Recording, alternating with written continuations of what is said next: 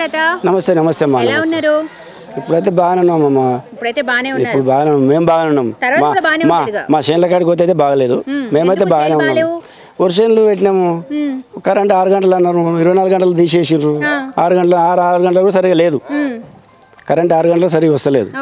మేము పోయి చేనుకు పోయేటాలకు మళ్ళీ వస్తాలి, మళ్ళీ చేనుకి రావాలి, ఆడ వండుకోవాలి. వెనకటి అప్పుడు ఉండే చేనుల కాడికి పోతే పాములు గరిచి చచ్చి రైతులు చచ్చిపోయారు అంటుండే. ఈ 10 సంవత్సరాల పాలనలో పాము గరిచిన పాము కాటుతో చచ్చిపోయిన రైతు లేడు. ఇప్పుడు వచ్చింది ఆ ప్రభావం మనకి. ఎందుకు వచ్చిందంటే కాంగ్రెస్ ప్రభుత్వం వచ్చినందుకు. ఏమే గెలిపించినామంటే గెలిపించినాం, ఇక మంచిగా చేస్తారేమంట అని.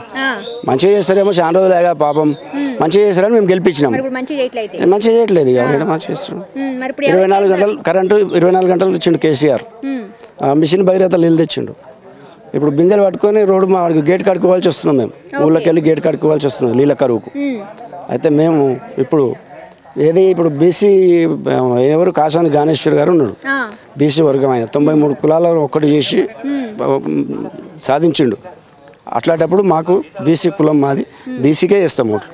బీసీని గెలిపిస్తాం, కాసాని గారికే వేస్తాము, కేసీఆర్కే వేస్తాం. కారు గుర్తుకు ఎవరు వచ్చినా కారు గుర్తుకు వేస్తాం. ఇక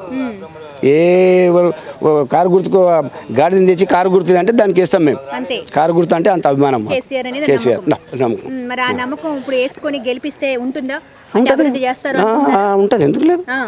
ఇదివరకు దాకా 15 సంవత్సరాల వాళ్ళు టీఆర్ఎస్ కూడా చేసిండా, ఎవరు కేసీఆర్ గారు అందరు చేసిండు కదమ్మా.